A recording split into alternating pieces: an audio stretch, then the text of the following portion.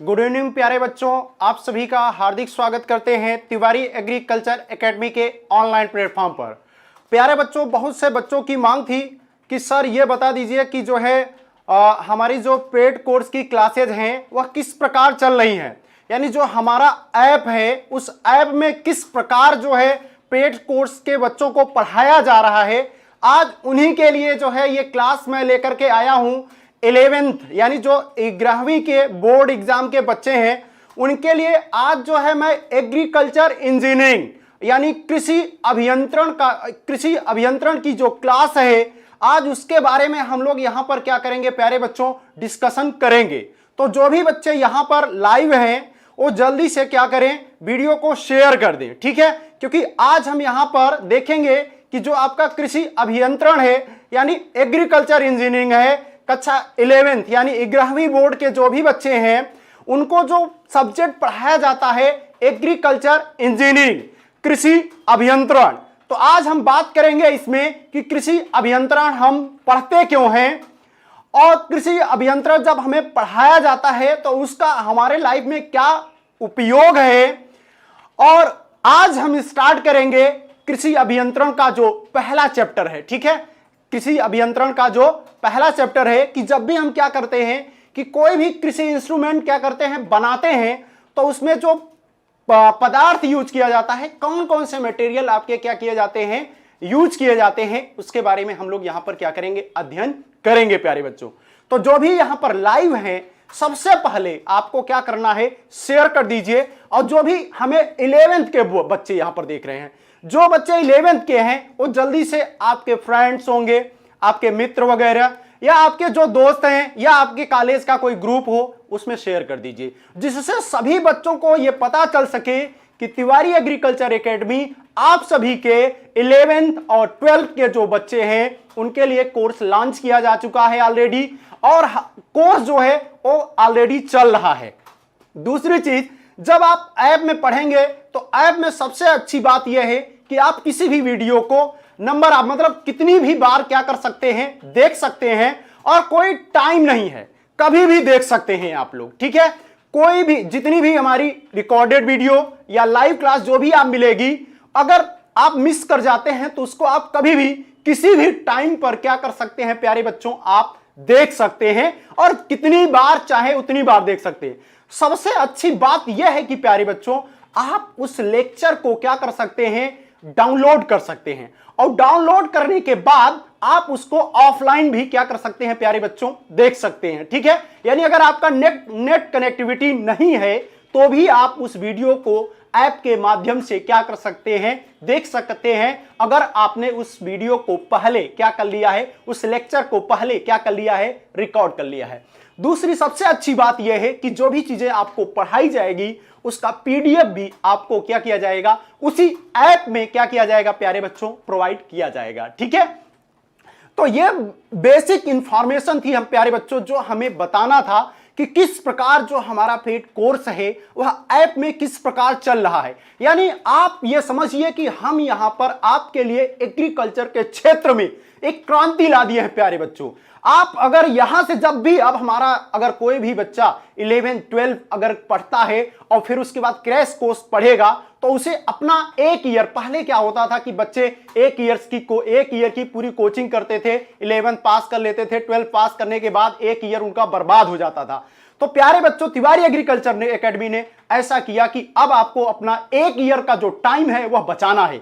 एक year time बचाने के लिए जो अभी जो 11th के बच्चे हैं या जो 12 के बच्चे हैं वह हमारे द्वारा लॉन्च किए गए कोर्स को क्या कर सकते हैं, बाई कर सकते हैं। और बाई करने के लिए आपको पता है कि कुछ नहीं करना है, 97 93 900 888 पर आप क्या कर सकते हैं, कॉल कर सकते हैं। वहां से आपको पूरी जानकारी दे दी जाएगी कि आप जो है कैसे क्या कर सकते हैं, कोर्स बाई कर सकते हैं। या आप प्ले स्टोर से तिवारी एग्रीकल्चर एकेडमी को भी क्या कर सकते हैं, तिवारी एग्रीकल्चर एकेडमी का ऐप डाउनलोड कर लीजिएगा जिसमें तिवारी सर की फोटो लगी हुई है। उसके बाद वहां से भी आपको पूरी जानकारी मिल जाएगी, ठीक है प्यारे बच्चों। तो आज का हमारा जो मुख्य उद्देश्य यह है कि हमें बताना है कि जो भी हमारे बच्चे पेड कोर्स में पढ़ रहे हैं उनको किस प्रकार पढ़ाया जा रहा है, उसी के लिए मैं आज आपके लिए एक लाइव सेशन लेकर आया हूं। और इसमें हम बात करेंगे प्यारे बच्चों कृषि अभियंत्रण, यानी जो आपका एग्रीकल्चर इंजीनियरिंग है। ठीक है, अब एग्रीकल्चर इंजीनियरिंग है, पढ़ते क्यों है, क्या इसका उपयोग है, ठीक है, इसके बारे में हम लोग क्या करेंगे इसमें प्यारे बच्चों जानेंगे। तो चलिए स्टार्ट करते हैं। आज सबसे पहले जानते हैं प्यारे बच्चों कि एग्रीकल्चर इंजीनियरिंग जो आपका कृषि अभियंत्रण है उसको पढ़ते क्यों है। ठीक है, और यहां पर चूंकि इंजीनियरिंग शब्द भी जुड़ा हुआ है, इंजीनियरिंग शब्द इसलिए जुड़ा हुआ है क्योंकि हम लोग क्या करते हैं उसको इंजीनियरिंग के माध्यम से बनाते हैं चीजों को। अब सबसे मुख्य चीज यह है कि कृषि इंजीनियरिंग पढ़ते क्यों है प्यारे बच्चों, समझिए। जैसे आपने देखा होगा प्यारे बच्चों कि जब हम लोग क्या करते हैं कि गांव में खेती करते हैं, ठीक है, तो खेती करने के लिए हमारे पास क्या होने चाहिए, टूल्स या इंस्ट्रूमेंट्स होते हैं। ठीक है, जैसे आपने देखा होगा कि जब हम बात करते हैं एकदम बिल्कुल प्राचीन से, जब प्राचीन में हम लोग क्या करते थे कि हमारे यहाँ ट्रैक्टर नहीं हुआ करते थे तो हम लोग बैल से, ठीक है, बैल की सहायता से जो हमारा देसी हल होता है, ठीक है प्यारे बच्चों, क्या होता था, देसी हल होता था, उस देसी हल की सहायता से हम लोग खेतों को क्या करते थे प्यारे बच्चों, जोतते थे। ठीक है, तो उसमें आपने देखा होगा जो देसी हल है वह आपका क्या है, एक इंस्ट्रूमेंट है, और उस इंस्ट्रूमेंट को, ठीक है, वह इंस्ट्रूमेंट बना कैसे, ठीक है, उसमें कौन कौन से पदार्थ लगे, ठीक है, तो उनको बनाया कैसे गया, इन सब का जो अध्ययन करते हैं प्यारे बच्चों वह हम किसमें करते हैं, कृषि अभियंत्रण यानी एग्रीकल्चर इंजीनियरिंग में क्या करते हैं। अब धीरे धीरे देखिए जब आपका एग्रीकल्चर इंजीनियरिंग धीरे धीरे क्या हुआ, डेवलप हुआ, डेवलप होने के बाद क्या आया, आपका ट्रैक्टर आया, ट्रैक्टर के माध्यम से हम लोग क्या करने लगे, खेत की जुताई करने लगे।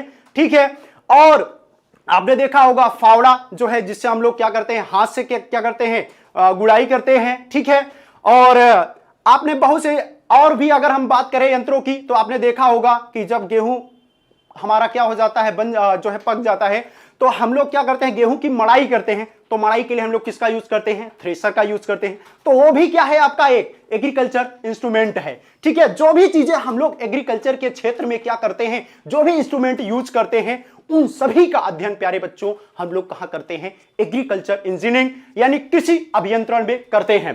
तो कृषि अभियंत्रण पढ़ने का हमारा मुख्य उद्देश्य यही है कि कृषि अभियंत्रण हमें यह बताता है कि जब हम क्या करते हैं, एग्रीकल्चर के क्षेत्र में जाते हैं और उस क्षेत्र में प्रयोग होने वाले जितने भी प्रकार के टूल्स हैं या आपके इंस्ट्रूमेंट्स हैं जो हम अपने दैनिक जीवन में उपयोग करते हैं वह बना कैसे है। क्योंकि जब आप क्या करोगे, 4 साल एग्रीकल्चर की पढ़ाई करने के बाद जब आप क्या करेंगे, फील्ड में जाएंगे, तो आपको पता होना चाहिए कि जैसे अगर कोई व्यक्ति थ्रेशर बना हुआ है या कोई चीज बना हुआ है वह कैसे वर्क करता है, थ्रेशर है तो वर्क कैसे करता है, उसमें जो मटेरियल्स लगाए गए हैं वो मटेरियल्स किस चीज के बने हुए हैं, इन सभी का अध्ययन जो है प्यारे बच्चों हम कहां करते हैं, एग्रीकल्चर इंजीनियरिंग में करते हैं। तो आज आपको पता चल गया होगा कि एग्रीकल्चर इंजीनियरिंग हम लोग पढ़ते क्यों हैं।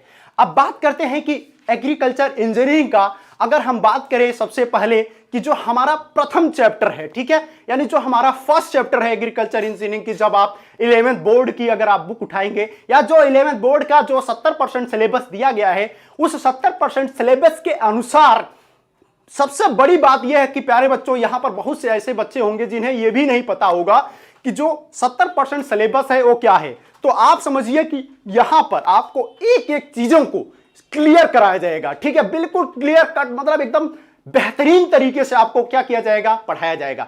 तो जो पहला चैप्टर है प्यारे बच्चों, पहला चैप्टर आपका यह है कि कृषि यंत्रों के निर्माण में प्रयोग, मतलब जो कृषि यंत्रों के निर्माण में प्रयोग होने वाले पदार्थ हैं, ठीक है, जो यंत्र है या जो कृषि यंत्र हम बनाए जाते हैं वो किस मटेरियल के बने होते हैं, यही हमें क्या करना है, पढ़ना है। किस चैप्टर में, पहले चैप्टर में प्यारे बच्चों। ठीक है, तो कृषि जो भी किसी आपके जो एग्रीकल्चर जो इंस्ट्रूमेंट्स हैं, ठीक है, उनको या यंत्र हैं उनको हम लोग किस प्रकार बनाते हैं, वो किस मेटल्स के बने होते हैं, ठीक है, किस पदार्थ के बने होते हैं, आज हम इस लेक्चर में बात करने वाले हैं प्यारे बच्चों। ठीक है, तो पहला चैप्टर अगर हम बात करें,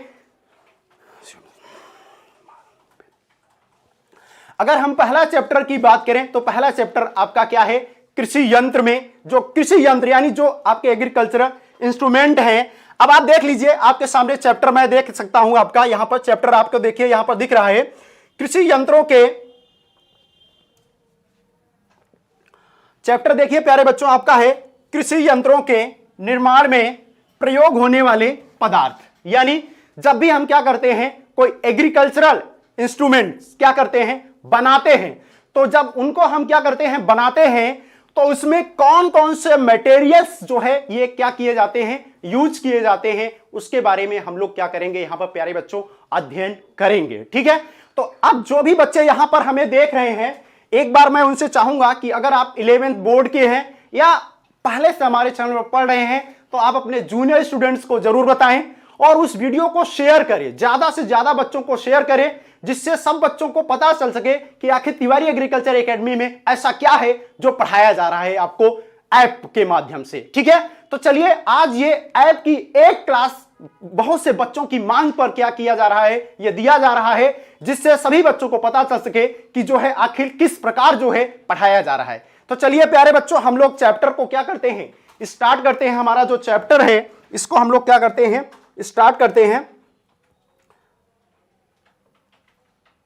ठीक है, तो आपका चैप्टर जो है ये आपने देख लिया। इसके बाद अब देखिए सबसे मुख्य चीज इंफॉर्मेशन, कि अगर कोई भी स्टूडेंट जो 11th बोर्ड या 11वीं बोर्ड का हमसे कोर्स परचेज करना चाहता है, वह क्या कर सकता है कि जो भी विद्यार्थी अगर हमसे जुड़ना चाहते हैं, या तो वह 9793 पर क्या कर लें, कॉल करके पूरी जानकारी ले लें, या आप जो हमारे द्वारा निर्धारित की गई एक मिनिमम फीस है, आप उसको जो है क्या कर सकते हैं, आपको एक सामने यहां पर अकाउंट दिया गया है, इस अकाउंट के माध्यम से आप क्या कर सकते हैं प्यारे बच्चों, पे कर सकते हैं।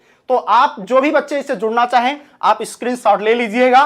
क्लास के बाद आप 9793 पर कॉल करके आप हमारे कोर्स को क्या कर सकते हैं, बाई कर सकते हैं। ठीक है, तो चलिए आज की क्लास को स्टार्ट करते हैं हम लोग। ठीक है, अब देखिए प्यारे बच्चों, है कृषि यंत्रों के निर्माण में प्रयोग होने वाले पदार्थ। ठीक है, यानी अब जो कृषि यंत्र बनाए जाते हैं प्यारे बच्चों, सबसे पहले उनको हम लोग क्या करते हैं, दो भागों में बांटते हैं। ठीक है प्यारे बच्चों, कितने भागों में बांटते हैं, दो भागों में। एक होता है हमारा धातु और दूसरा होता है हमारा अधातु, यानी एक होता है हमारा मेटल्स और दूसरा होता है हमारा क्या, नॉन मेटल्स। ठीक है, यानी जो भी इंस्ट्रूमेंट्स बनाए जाते हैं वह मुख्य रूप से उनको सबसे पहले हम लोग क्या करते हैं, दो भागों में डिवाइड करते हैं। एक होता है आपका धातु होता है और दूसरा क्या होता है, आपका अधातु होता है। पहले हम बात करेंगे किसकी, धातु की। तो धातु क्या होते हैं, धातु जो होते हैं प्यारे बच्चों, वह उष्मा और विद्युत के, ठीक है, उष्मा और विद्युत के क्या होते हैं, अच्छे चालक होते हैं। यानी उनमें क्या किया जा सकता है कि जो है करंट का फ्लो, यानी विद्युत धारा का प्रवाह हो सकता है। ठीक है, वही आपके क्या होते हैं, धातु होते हैं। ठीक है, जैसे आपका तांबा है, लोहा है, ठीक है, एल्यूमिनियम है, ये सभी क्या है, धातु होते हैं। ठीक है, देख लेते हैं यहां पर क्या है आपका धातु। तो प्यारे बच्चों देखिए यहां पर आपके सामने दिख रहा होगा, यह है आपका धातु। अब धातु में आप देखिए क्या कर रहा है, धातु उष्मा और विद्युत के क्या होते हैं, अच्छे चालक होते हैं। अच्छे चालक का मतलब कि इनमें क्या किया जा सकता है, विद्युत का प्रवाह हो सकता है। ठीक है, अब ये मटेरियल कौन कौन से हैं, अब इनका अगर हम उदाहरण देखें प्यारे बच्चों, तो उदाहरण में आप देखिए लोहा, तांबा, पीतल, कांसा, निकेल, एल्यूमिनियम, मैग्नीशियम आदि। ठीक है, तो जितने भी एग्जाम्पल हैं ये सभी आपके किसके एग्जाम्पल थे प्यारे बच्चों, धातु के एग्जाम्पल थे। ठीक है, यानी धातु ऐसे पदार्थ हैं जो उष्मा यानी हीट और विद्युत के क्या होते हैं, अच्छे चालक होते हैं, यानी जिसमें उष्मा और विद्युत का प्रवाह क्या हो सकता है, हो सकता है। दूसरा प्यारे बच्चों आता है आपका क्या, अधातु, या जिसे हम कहते हैं नॉन मेटल। ठीक है, यानी जिनमें क्या हो सकता है, यानी ऐसे पदार्थ जो क्या होते हैं, भंगुर होते हैं। ठीक है, भंगुर का मतलब कि जल्दी मतलब अगर हम उनको किसी चीज से टकरा जाए तो वह टूट जाएगा। भंगुर होते हैं, चमकहीन होते हैं, और वे क्या होते हैं, अचालक होते हैं, यानी उसमें धारा का प्रवाह नहीं हो सकता है। जैसे आपके कोई भी आपका लकड़ी से बना कोई भी इंस्ट्रूमेंट हो, उसमें आप जानते हैं कि धारा का प्रवाह नहीं हो सकता है, वह क्या है आपका एक प्रकार से अधातु है प्यारे बच्चों। ठीक है, तो आइए देखते हैं अधातु क्या है। तो देखिए यह है आपका अधातु, यानी इसे हम बोलते हैं नॉन मेटल्स। अब नॉन मेटल्स में देखिए क्या क्या चीजें हैं। अधातु सामान्यतः भंगुर होते हैं, भंगुर मैंने आपको बताया कि कोई भी मटेरियल्स हो, जैसे आपने देखा होगा कांच, और कांच पर अगर कोई कांच हो और उस पर अगर हम एक क्या करें, धीरे से अगर हम उस पर क्या करें, फोर्स लगा दे या कोई कंकड़ पत्थर फेंक दे, तो आप देखेंगे कांच क्या होता है, टूट जाता है, बिल्कुल टूट जाता है। या कोई कांच हो अगर आप गिरा दीजिए नीचे से तो वह टूट जाता है, इसका मतलब वह भंगुर है। चमकहीन मतलब इसमें ज्यादा लाइटिंग नहीं होता। जैसे आपने देखा होगा कि जो आपके धातु होते हैं वो एकदम चमकते रहते हैं, एकदम मतलब जैसे एक प्रकार से आप समझिए हम एकदम क्या है, मुस्कुरा रहे हैं तो क्या है, चमक है, और एकदम क्या है, जो है हंसे ही नहीं तो क्या है, चमक नहीं है, चमकहीन हो गया। ठीक है। और इसके बाद कह रहा है विद्युत तथा उष्मा के क्या होते हैं, ये कुचालक। कुचालक का मतलब होता है कि इसमें ना तो उष्मा और ना तो विद्युत का प्रवाह हो सकता है प्यारे बच्चों, यानी इसमें विद्युत और उष्मा का प्रवाह नहीं हो सकता है। अब अगर हम बात करें इसके उदाहरण की, तो उदाहरण में आप देख सकते हैं विभिन्न किस्म की लकड़ियां, यानी जितनी भी आपके ऐसे इंस्ट्रूमेंट, जैसे अगर हम बात करें पहले जो देसी हल होता था, देसी हल में आपने देखा होगा लकड़ी लगी होती थी, और जो है सिर्फ उसका जो फाल होता था वही किसका बना होता था, आपका वही सिर्फ आपका जो है लोहे का बना होता था, बाकी आपने देखा होगा बाकी चीजें आपकी लकड़ी की बनी होती थी। इसके बाद रबड़ आपने देखा होगा, रबड़ भी क्या है, आपका अधातु है। प्लास्टिक भी क्या है, आपका अधातु है। तो प्यारे बच्चों, जो भी आपके एग्रीकल्चर या जो भी आपके कृषि यंत्र होते हैं उनको हमने देखा, पहले हमने उनको कितने भागों में बांटा, 2 भागों में। एक था आपका धातु और दूसरा क्या था, आपका अधातु। अब हम समरी के रूप में आपको बता दें, धातु का मतलब जिसमें उष्मा और विद्युत का प्रवाह हो सके। इसके जो उदाहरण है वह लोहा, तांबा, पीतल, कांसा, निकेल, एल्यूमिनियम, मैग्नीशियम आदि है। दूसरा अधातु हमने देखा कि अधातु ऐसे पदार्थ होते हैं जो भंगुर होते हैं, चमकहीन होते हैं, जिसमें उष्मा और विद्युत का प्रवाह नहीं हो सकता है। ठीक है। जैसे आपके लकड़ी से बने हुए जितने भी यंत्र हैं, चाहे आपका रबड़ हो, चाहे आपका प्लास्टिक हो, ये सभी आपके क्या होते हैं प्यारे बच्चों, अधातु होते हैं। ठीक है। चलिए अब बात करते हैं आगे कैसे क्लासिफाइड किया गया है इनको। नेक्स्ट आगे हम लोग देखते हैं। ठीक है। अब देखिए जो हम लोगों ने पढ़ा, सबसे पहले हम बात करेंगे धातु की, मेटल्स की।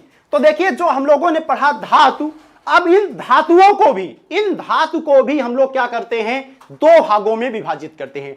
ठीक है। यानी 2 भागों में क्या करते हैं, बांटते हैं। ठीक है। धातु को भी हम लोग कितने भागों में बांटते हैं, 2 भागों में बांटते हैं। एक होता है आपका लौह धातु और दूसरा होता है अलौह धातुएं। ठीक है। पहला होता है आपका लौह धातुएं, दूसरा होता है अलौह धातुएं, यानी फेरस मेटल्स, और दूसरा होता है नॉन फेरस मेटल्स। तो प्यारे बच्चों, लौह धातु मतलब जिसमें क्या हो, लोहा पाया जाता है। ठीक है। मुख्य रूप से आपको क्या समझना है कि लौह धातु का मतलब क्या होता है, जिसमें आप देखिए पहले आप यहां से थोड़ा सा देख लीजिए कि धातुओं को निम्न 2 भागों में बांटा जा सकता है। पहला है आपका क्या, लौह धातु, और दूसरा क्या है आपका अलौह धातु। यानी लौह धातु का मतलब कि जिसमें प्यारे बच्चों आपका क्या पाया जाता है, लोहा पाया जाता है। और अलौह धातु का मतलब क्या होता है प्यारे बच्चों, जिसमें लोहा नहीं पाया जाता है, या पाया भी जाता है तो बहुत मिनिमम, जिसको काउंट नहीं किया जा सकता, इतना कम पाया जाता है। तो 2 प्रकार की धातुएं होती हैं। एक होता है लौह, आपको ध्यान से समझना है, लौह का मतलब जिसमें आपका क्या होता है, लोहा पाया जाता है। अलौह जिसमें लोहा नहीं पाया जाता है। चलिए देखते हैं आगे इसकी परिभाषा। ठीक है। अब प्यारे बच्चों देखिए यहां पर लिखा हुआ है आपका लौह धातुएं। अब देखिए लौह धातुएं में क्या लिखा है, वे धातुएं जिनमें मुख्य अवयव, देखिए यहां पर लिखा है मुख्य अवयव क्या होता है, आपका लोहा होता है। मुख्य अवयव क्या होता है, आपका लोहा होता है। उन्हें हम प्यारे बच्चों क्या कहते हैं, लौह धातुएं कहते हैं। अब लौह धातुओं की अगर हम बात करें उदाहरण की, तो आपने देखा होगा कच्चा लोहा जिसे हम लोग क्या कहते हैं, पिग आयरन, ढलवा लोहा जिसे हम लोग क्या कहते हैं, कास्ट आयरन, पिटवा लोहा जिसे हम लोग क्या कहते हैं, राट आयरन, इसके बाद स्टील। ये सभी क्या है, आपके लौह धातुओं के उदाहरण हैं, क्योंकि इनमें क्या पाया जाता है प्यारे बच्चों, लोहा पाया जाता है। चाहे वो आपका कच्चा लोहा हो, पिग आयरन हो, चाहे आपका ढलवा लोहा हो, कास्ट आयरन हो, चाहे आपका पिटवा लोहा हो, राट आयरन हो, या आपके स्टील हो, ये सभी आपके क्या होते हैं प्यारे बच्चों, लौह धातुएं होती हैं। इन्हें हम जो है फेरस मेटल्स कहते हैं। चलिए बात करते हैं नेक्स्ट अलौह धातुओं की ओर।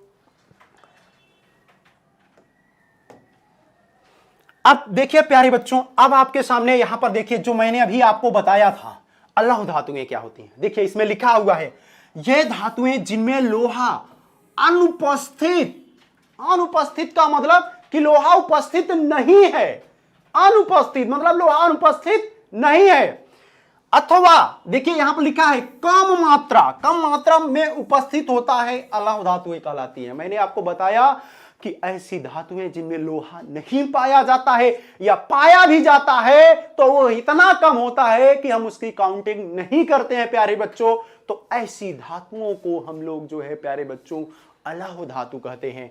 अब अलौह धातु के हम लोग देखें क्या क्या उदाहरण है, तो आप देखिए तांबा, ठीक है, कापर आपने देखा होगा कि जो बिजली के तार बनाए जाते हैं, ठीक है, जो बिजली के तार बनाए जाते हैं वह किसके बनाए जाते हैं, तांबा के, एल्यूमिनियम के, ठीक है।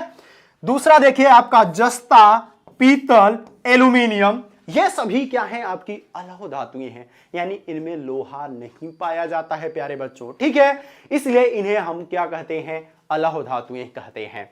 तो सबसे पहले हमने पढ़ा धात को सबसे पहले हमने कृषि यंत्रों को बांटा दो भागों में, एक पढ़ा धात, फिर अधात, और फिर अब हमने धातु को कितने भागों में बांटा, दो भागों में। एक पढ़ा हम लोगों ने क्या, लौह धातुएं, यानी जिसमें क्या किया जाता है, लोहा पाया जाता है, और दूसरा हम लोगों ने पढ़ा अलौह धातुएं जिनमें लोहा नहीं पाया जाता है प्यारे बच्चों। तो ये थे हमारे क्या, मेटल्स, जिनको हम लोगों ने पढ़ा, जिसकी सहायता से आपके जितने भी कृषि यंत्र हैं वो क्या किए जाते हैं, बनाए जाते हैं, जिस मेटल्स के बनाए जाते हैं उन सभी धातुओं के बारे में हम लोगों ने यहां पर क्या किया, पढ़ा प्यारे बच्चों, ठीक है। चलिए बढ़ते हैं आगे, ठीक। अब प्यारे बच्चों अब आप ध्यान से समझिए, अभी तक हम लोगों ने पढ़ा कि जो कृषि यंत्र हमारे क्या किए जाते हैं, बनाए जाते हैं, वह किस मेटल्स के बनाए जाते हैं। अब सबसे मुख्य बात यह आती है कि प्यारे बच्चों कि जब हम उनको क्या करेंगे, बनाएंगे। अब बनाएंगे तो जिस चीज को हम बनाएंगे उसमें गुण क्या होना चाहिए, यानी वह कैसा होना चाहिए, हमें किस चीज की आवश्यकता है, ठीक है। तो सबसे जो मुख्य अगर हम इंजीनियरिंग में बात करें तो वह आते हैं आपके यांत्रिक गुण, ठीक है। सबसे मुख्य जो गुण होते हैं धातुओं के वो क्या होते हैं, आपके यांत्रिक गुण। यांत्रिक गुणों के आधार पर ही हम धातुओं को अलग अलग क्या करते हैं, बांटते हैं, और जिस धातु की हमें जैसा प्रॉपर्टी चाहिए उस प्रॉपर्टी या उस गुण के आधार पर उस इंस्ट्रूमेंट का क्या करते हैं प्यारे बच्चों, निर्माण करते हैं। तो सबसे पहले हम समझते हैं कि जो धातुएं होती हैं उनकी विशेषताएं क्या होती हैं, जो धातुओं के गुण हैं या जो यांत्रिक गुण हैं, यानी किस धातु में कौन सा गुण होता है। और अगर हमें जैसे मान लीजिए कोई चीज अगर हम बना रहे हैं तो हमें कैसी प्रॉपर्टी चाहिए, हमें सबसे पहले उस प्रॉपर्टीज के बारे में क्या होना चाहिए प्यारे बच्चों, पता होना चाहिए, ठीक है। तो यहां से हम देख रहे हैं काफी बच्चे लाइव हैं, जो भी बच्चे लाइव हैं अगर आपको क्लास अच्छी लग रही है तो प्यारे बच्चों हमारे लिए एक बार सब बच्चे वीडियो को क्या कर दे, यहां पर शेयर कर दे। जितने भी बच्चे देख रहे हैं वीडियो को क्या करें, सब लोग शेयर कर दें, ठीक है, शेयर जरूर करें। और इसी माध्यम से ऐप पर आपको क्या हो रही है, पूरी क्लासेज मिल रही हैं, सभी सब्जेक्ट की क्लास। जिस प्रकार मैं आज आपको यहां पर एग्रीकल्चर इंजीनियरिंग पढ़ा रहा हूं, इसी आधार पर आपके सभी सब्जेक्ट की क्लासेज आपको क्या हो रही हैं, ऐप के माध्यम से मिल रही हैं। इसके बाद जो चीज मैं यहां पर आपको पढ़ा रहा हूं यही चीज आपको पीडीएफ फॉर्म में भी आपको वहां पर नोट्स के रूप में क्या हो जाता है, मिल जाता है, जो भी बच्चे हमारे कोर्स से जुड़े हुए हैं। तो आप भी देर ना करिए और तुरंत कोर्स को क्या कर लीजिए प्यारे बच्चों, ज्वाइन कर लीजिए, और खुद ज्वाइन करिए और अपने क्लास के बच्चों को भी ज्वाइन कराइए। चलिए अब बात करते हैं कि ऐसे कौन कौन से गुण हैं जो उस मटेरियल में क्या है, होने चाहिए। तो सबसे पहला अगर हम बात करें गुण, तो सबसे पहला हमारा आता है प्यारे बच्चों प्रत्यास्थता। प्रत्यास्थता या जिसे हम लोग कहते हैं इलास्टिसिटी। अब प्रत्यास्थता क्या होता है प्यारे बच्चों, पहले आप ध्यान से समझिए। प्रत्यास्थता का मतलब होता है कि जैसे आपने देखा होगा कि कोई भी ऐसा पदार्थ, कोई भी ऐसा क्या हो, धातु हो जिसमें लचक का गुण पाया जाए। लचक का मतलब कि जैसे मान लीजिए कोई पदार्थ है और हमने उसमें क्या किया, बल लगाया, और बल लगाया तो वह खींच गया, यानी डिफॉर्म हो गया, जिसे हम बोलते हैं कि वह खींच गया। लेकिन जैसे ही हमने बल हटा लिया वह वस्तु अपनी स्थिति में क्या हो गया, वापस आ गया। तो ऐसे गुण को हम लोग क्या बोलते हैं, इलास्टिसिटी बोलते हैं। चलिए आपको एग्जाम्पल के माध्यम से समझाते हैं प्यारे बच्चों। देखिए ये एक स्प्रिंग है। जब इसको हमने क्या किया, देखिए जब हम इसको खींचे, ध्यान से देखिए, बल लगाकर हम क्या करेंगे, बल लगा करके देखिए, अब बल लगाया, अब खींच रहे हैं, अब देखिए खींच रहे हैं, अब हमने क्या किया, बल हटा लिया, अब देखिए बल हटा लिया तो अपनी स्थिति में क्या हो गया, वापस आ गया। कहने का मतलब कि कोई एक ऐसा धातु जिसमें हम बल लगाएं, जैसे देखिए इसको हमने खींचा, ठीक है, एक बार फिर से देखिएगा, स्टार्टिंग से मैं बताऊंगा आपको, ध्यान से समझिए। ये देखिए बल लगाया, खींचा, ठीक, इसके बाद अब हमने क्या किया, इसको देखिए छोड़ दिया, तो छोड़ दिया तो देखिए जैसे पहले था उसी अवस्था में क्या हो गया, वापस आ गया। इसका मतलब इसमें लचक का गुण यानी इलास्टिसिटी क्या है, पाई जाती है। चलिए अब देख लेते हैं यहां पर लिखा क्या हुआ है। तो देखिए प्यारे बच्चों, कह रहा है यह धातु का वह गुण है जिसके कारण धातु में लचक पैदा होती है। मैंने आपको बताया लचक होती है यदि धातु के ऊपर कोई भी बल लगाया जाता है जो धातु का आकार बदल जाता है। देखिए अभी हमने बताया, देखिए जब हमने खींचा तो आकार क्या हो गया, इसका बदल गया, ठीक है, और इसके बाद जब हमने छोड़ दिया तो देखिए जब कर रहा है, और जब यह बल हटाया जाता है तो धातु अपने आकार में क्या होता है, वापस आ जाता है। कहने का मतलब यह है कि उसमें लचक का गुण पाया जाता है। अब एक और एग्जांपल आपको बताता हूं प्यारे बच्चों, जैसे आपने देखा होगा कि आपके पास साइकिल होगी और साइकिल में आपका सीट कवर लगा होता है, और सीट कवर के नीचे जब आप जाएंगे तो देखिएगा वहां पर स्प्रिंग लगा होता है। सीट कवर के नीचे जाएंगे वहां स्प्रिंग लगा होता है। जब आप साइकिल के गद्दी पर क्या करते हैं, बैठते हैं तो वह स्प्रिंग नीचे दबती है, और जैसे ही आपने देखा होगा आपका सीट कवर क्या होता है, नीचे हो जाता है प्यारे बच्चों, और जैसे ही आप सीट कवर से क्या होते हैं, उठ जाते हैं, गद्दी आपकी फिर फूल जाती है। देखा होगा जब उस पर व्यक्ति बैठा नहीं होता है तो गद्दी उठी होती है, लेकिन जैसे ही कोई व्यक्ति उस पर बैठ जाता है तो गद्दी नीचे बैठ जाती है। यानी कहने का मतलब, बैठने का मतलब हमने उस पर बल लगाया तो वह क्या हो गई, बैठ गई, और जब हम उठ गए इसका मतलब बल को हटा लिया तो अपनी स्थिति में वापस आ गया। तो इस गुण को प्यारे बच्चों हम लोग क्या कहते हैं, प्रत्यास्थता कहते हैं। ठीक है, आशा करता हूं आपको अच्छे से समझ में आ रहा होगा। ठीक है, चलिए बढ़ते हैं अगले प्रॉपर्टी की ओर, यानी अगला ऐसा कौन सा गुण है जो पदार्थ में क्या होता है, पाया जाता है। तो अब आप देखिए ये जो प्रत्यास्थता का गुण है यह आपका स्टील होता है। स्टील में क्या होता है, प्रत्यास्थता का गुण पाया जाता है। ठीक है, चलिए बढ़ते हैं अगले प्रॉपर्टीज की ओर।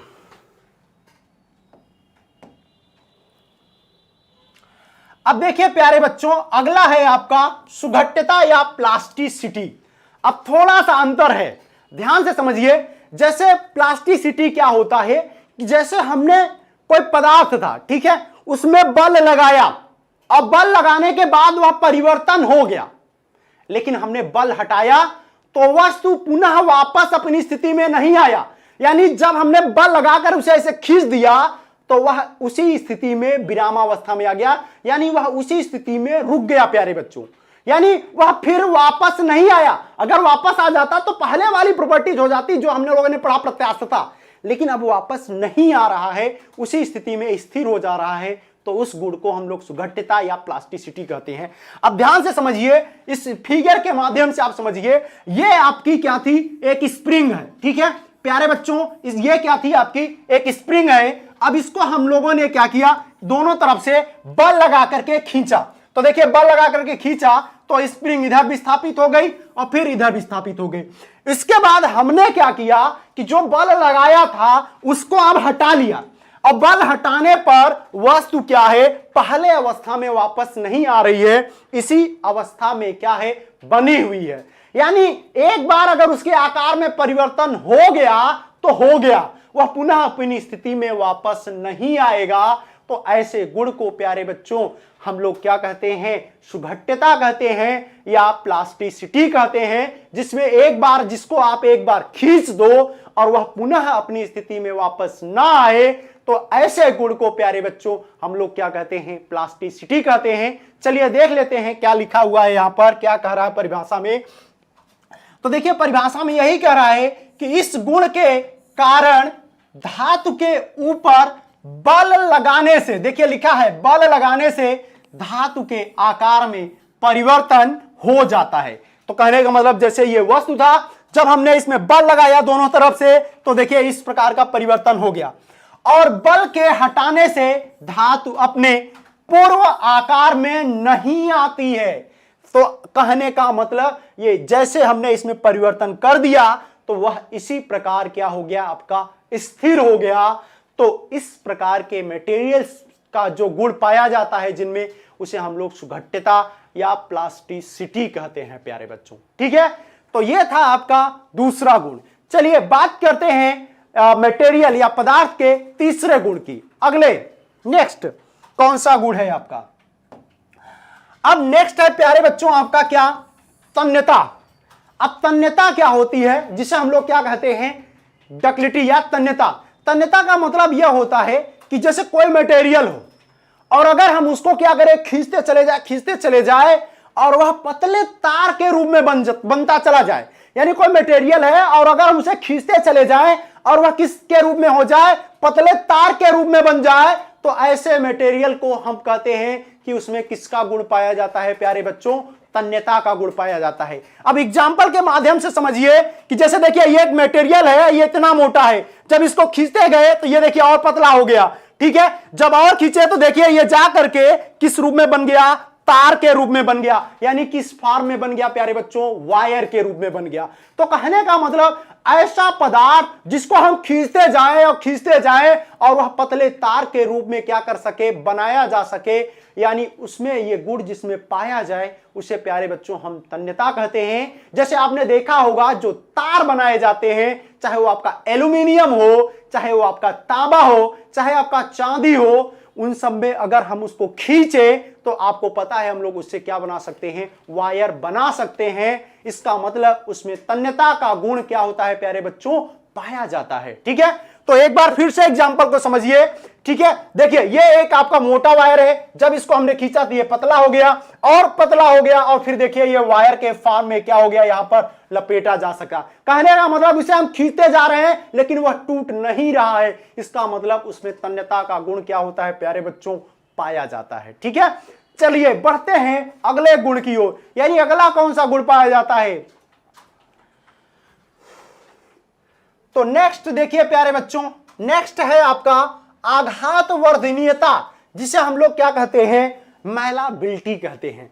अब आघात वर्धनीयता क्या होता है प्यारे बच्चों, आघात वर्धनीयता का मतलब यह होता है कि जैसे कोई पदार्थ है और उस पर हम हथौड़े से चोट करें, और जब हथौड़े से चोट करें तो वह पतली पतली चादरों के रूप में क्या हो सके, बन सके। ठीक है किसके रूप में बन सके प्यारे बच्चों, पतली पतली चादरों के रूप में। कोई मेटल था, वह मान लीजिए बहुत बड़ा मेटल था, जब हमने उसमें हथौड़े से चोट लगाया तो वह क्या हुआ, पतली पतली चादरों के रूप में बन गया। तो उसे हम लोग आघात वर्धनीयता कहते हैं। अब इस एग्जांपल के माध्यम से समझते हैं कि देखिए ये दिख रहा है आपका, ये क्या है, आपका गोल्ड है। ठीक है, यानी सोना है, और इस सोने पर जब हथौड़ी से क्या किया गया, प्रहार किया गया। जब हथौड़ी से हमने क्या किया, इसे प्रहार कर दिया, तो जब प्रहार किया प्यारे बच्चों तो देखिए ये पतली चादर के रूप में क्या बन गया, आपका सोने का सिक्का बन गया। तो कहने का मतलब ये बना कैसे, इसका मतलब इसमें आघात वर्धनीयता का क्या पाया गया, गुण पाया गया। यानी जब हमने उसमें चोट किया तो वह उसको क्या कर लिया, सहन करके पतली पतली चादरों के रूप में क्या हो गया, परिवर्तित हो गया। और इसी गुण के कारण आपने देखा होगा कि सोने की इतनी छोटी छोटी वस्तुएं, उनको पीट पीट करके हम लोग क्या करते हैं, बहुत से सुंदर डिजाइन क्या कर लेते हैं, बना लेते हैं प्यारे बच्चों। ठीक है, तो ऐसा इसीलिए होता है क्योंकि सोने में आघात वर्धनीयता का क्या पाया जाता है, गुण पाया जाता है। ठीक है, चलिए बढ़ते हैं अब हम लोग अगले गुण की ओर। यानी अगला क्या प्रॉपर्टीज है हमारा, अगला है देखिए प्यारे बच्चों कठोरता, हार्डनेस। कठोरता क्या होती है, कठोरता का मतलब कि ऐसा पदार्थ जो दूसरों को तो काट दे, ठीक है, लेकिन खुद ना कटे। या आप कह सकते हैं कि ऐसा पदार्थ जिसमें आप क्या करें, परिवर्तन करें, यानी आप बल लगाएं लेकिन उसमें किसी प्रकार का कोई परिवर्तन ना हो, तो उसे हम कह सकते हैं कि वह क्या है, एक हार्ड मटेरियल है, यानी वह कठोर है। जैसे आप देखिए, एक आपको प्रयोग यहां पर दिखा रहा हूं, ये आपका है रेती, ठीक है, साधारण भाषा में आप जानते होंगे ये रेती होता है। और रेती की यहां पर देखिए हम क्या कर रहे हैं, रेती की धार को बना रहे हैं। यानी जब हम रेती को इस मटेरियल से क्या कर रहे हैं, घिस रहे हैं, तो रेती क्या है, एक कठोर पदार्थ है, उसमें धार तो आती है लेकिन वह पूरी तरह घिसती नहीं है। तो कहने का मतलब यह है कि ऐसे मटेरियल जो कठोर हो, जिसमें खुरचे जाने या रगड़ने जाने से उसमें किसी भी प्रकार का कोई परिवर्तन ना आए, तो ऐसे मटेरियल को हम कहते हैं कि वह मटेरियल क्या है, बहुत हार्ड है। ठीक है, तो देख लेते हैं क्या इसकी परिभाषा है प्यारे बच्चों। तो देखिए कठोरता क्या कह रहा है, इस गुण के कारण धातुओं में घिसने के प्रतिरोध की क्या होती है, प्रवृत्ति बढ़ जाती है। यानी वह धातु क्या कर सकता है, घिसने की क्षमता उसमें पाई जाती है। यानी अगर आप उसमें घिसेंगे तो उसमें किसी भी प्रकार का कोई परिवर्तन नहीं होगा। ऐसे मटेरियल्स आपके क्या होते हैं, हार्ड होते हैं। और धातु कम घिसती है तथा अन्य धातुओं को काटने की क्षमता भी क्या होती है, बढ़ जाती है। ठीक है, यानी अन्य धातुओं को उनमें काटने की भी क्षमता क्या होती है, बढ़ जाती है। ऐसे पदार्थ को हम लोग क्या कहते हैं, कठोर कहते हैं। यानी यह पदार्थ जो है बहुत क्या है, कठोर है। यानी इसमें हार्डनेस या कठोरता का क्या पाया जाता है प्यारे बच्चों, गुण पाया जाता है। चलिए बढ़ते हैं अगले प्रॉपर्टीज की ओर, यानी इसका अगला गुण क्या है। अब देखिए प्यारे बच्चों, अगला है आपका चिमड़पन या टफनेस। ठीक है, अब देखिए टफनेस क्या है, ध्यान से समझिए।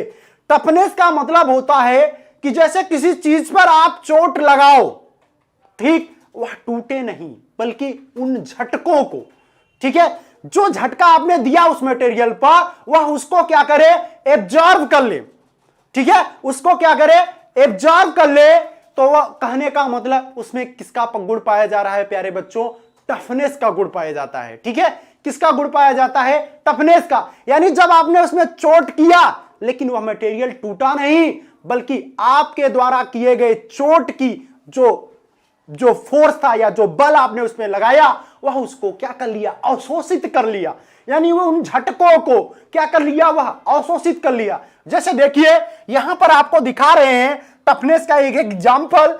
ये क्या है आपका, ये आपकी जो है बेंचमार्क है। इस बेंचमार्क पर आपका एक मटेरियल है और इस मटेरियल पर जब हमने लोहे से क्या किया, इस पर प्रहार किया, तो ये देखिए ये क्या हुआ, हल्का सा बेंड तो हो गया लेकिन यह टूटा नहीं।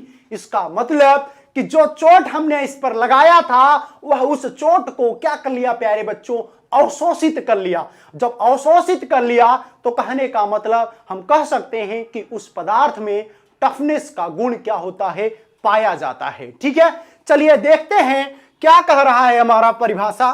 तो देखिए यहां पर लिखा है, इस गुण युक्त धातुओं में धक्के व कंपन सहन करने की क्षमता होती है और मरोड़ने व मोड़ने पर टूटने की प्रवृत्ति कम होती है। यानी जैसे आपने जब यहां चोट लगाया वह मुड़ तो गया लेकिन टूटा नहीं। इसका मतलब उसने उस जो पावर उस पर लगाई गई उसको क्या कर लिया, अवशोषित कर लिया। जब अवशोषित कर लिया तो इसका मतलब उसमें टफनेस का गुण क्या होता है प्यारे बच्चों, पाया जाता है। ठीक है, चलिए बढ़ते हैं। जैसे एग्जाम्पल के रूप में देख लीजिए, यहां पर दिया गया है मैग्नीज है, आपका इस्पात है, पिटवा लोहा है, मृदु इस्पात यानी माइल्ड स्टील है।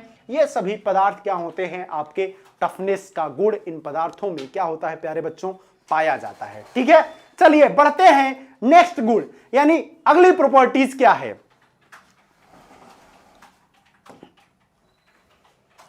चलिए नेक्स्ट देखिए प्यारे बच्चों, नेक्स्ट आपके सामने है ब्रिटलनेस यानी भंगुरता। अब भंगुरता बहुत आसान शब्दों में आप समझ सकते हैं कि कोई भी पदार्थ है और उस पर हमने चोट लगाया और चोट लगाने से वह क्या हुआ, टूट गया।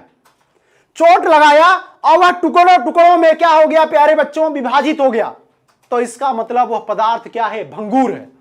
ठीक है, यानी जब हमने उसमें चोट लगाया और वह टुकड़ों के रूप में क्या हो गया, विभाजित हो गया, इसका मतलब वह पदार्थ क्या है, भंगुर है। यानी उसमें भंगुरता का क्या पाया जाता है, गुण पाया जाता है।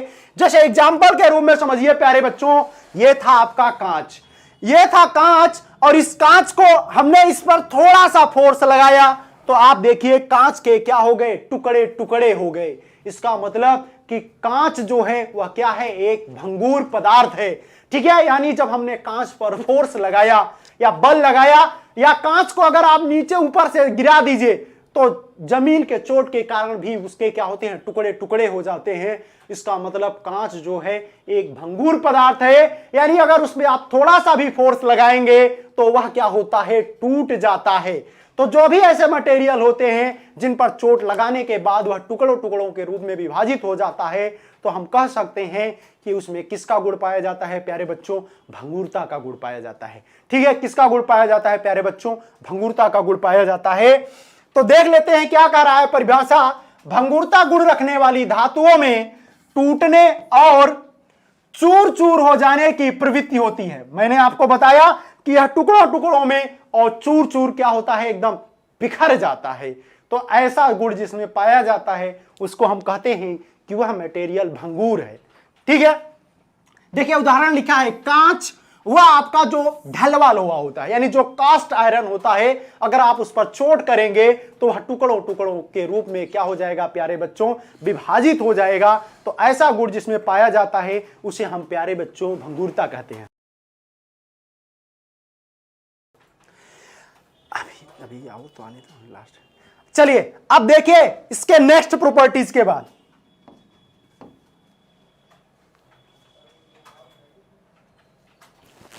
तो नेक्स्ट देखिए प्यारे बच्चों है जंग प्रतिरोध या वियर रेजिस्टेंस। वियर रेजिस्टेंस या जिसे हम कह सकते हैं जंग प्रतिरोध।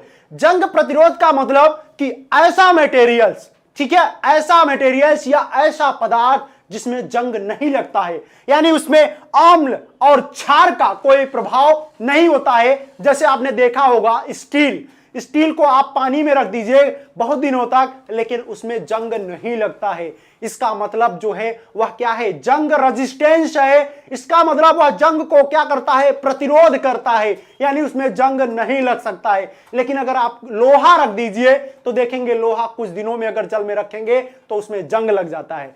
तो कहने का मतलब ऐसे पदार्थ, ऐसे मटेरियल्स जो क्या कर सकते हैं, उस जंग को क्या कर सके, रजिस्ट कर सके, यानी उसमें अपने ऊपर जंग लगने ना दे, उन्हें हम कहते हैं जंग प्रतिरोध। यानी जैसे आपका स्टील, इसका सबसे अच्छा उदाहरण है आपका स्टील। अब देखिए क्या कह रहा है, इस प्रकार की धातुओं पर जंग नहीं लगता है और किसी भी प्रकार की रासायनिक क्रिया अथवा क्षार, अम्ल और ऑक्सीकरण का प्रभाव नहीं पड़ता है इन पदार्थों पर। कहने का मतलब इन पदार्थों पर अम्ल, क्षार या किसी भी चीज का कोई प्रभाव नहीं पड़ता है, इसीलिए ऐसे मटेरियल को हम लोग जंग प्रतिरोध कहते हैं। तो प्यारे बच्चों, आज हम लोगों ने देखा कि जो आपका चैप्टर 1 है कृषि यंत्रों के निर्माण में प्रयुक्त होने वाले पदार्थ, उसका यह लेक्चर 1 है। इसके बाद अब हम लेक्चर 2, जो भी विद्यार्थी पढ़ना चाहते हैं लेक्चर 2 के लिए, वो हमारे कोर्स को जरूर ज्वाइन करें, क्योंकि अब इसका जो नेक्स्ट लेक्चर आएगा वह आपके पेड कोर्स में मिलेगा। तो जो भी विद्यार्थी अभी तक कोर्स नहीं ज्वाइन किए हैं, प्यारे बच्चों आप सभी लोग कोर्स ज्वाइन कर लीजिए।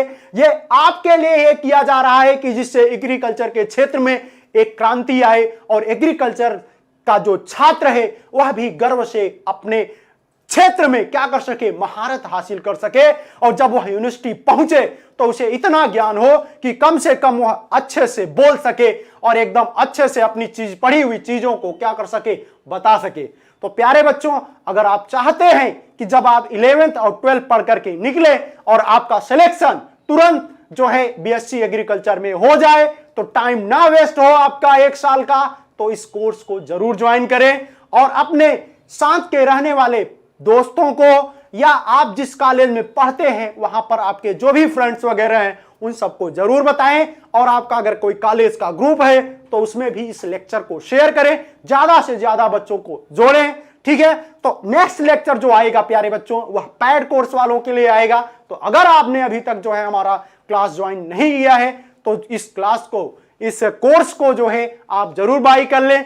कैसे बाई करना है उसके लिए देखिए आपको क्या करना है कि आप देख सकते हैं, आपको क्या करना है कि सबसे पहले जो भी विद्यार्थी हमसे जुड़ना चाहते हैं वह क्या करना है कि उनको दिए गए अकाउंट नंबर पर, ठीक है, दिए गए अकाउंट नंबर पर अगर आप टोटल सब्जेक्ट पढ़ना चाहते हैं तो उसकी फीस जो है प्यारे बच्चों वो 7500 रुपए है। लेकिन अभी जो बच्चे पूरा कोर्स ज्वाइन करेंगे उन्हें इस फीस में, ये पूरी फीस आपको नहीं देनी है, इसमें 25% का आपको डिस्काउंट दिया जा रहा है।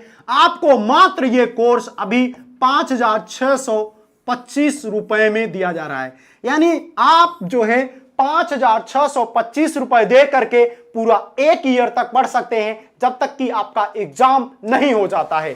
तब तक आपको यह पूरा कोर्स क्या किया जाएगा प्यारे बच्चों, पढ़ाया जाएगा। तो आप भी देरी ना करिए, उठाइए फोन और 9793 पर कॉल करिए और जल्द ही क्लास को क्या करिए प्यारे बच्चों, ज्वाइन करिए, खुद पढ़िए और दूसरों को भी, जो आपके आसपास के रहने वाले बच्चे हैं उनको भी क्या करिए, ज्वाइन जरूर कराइए।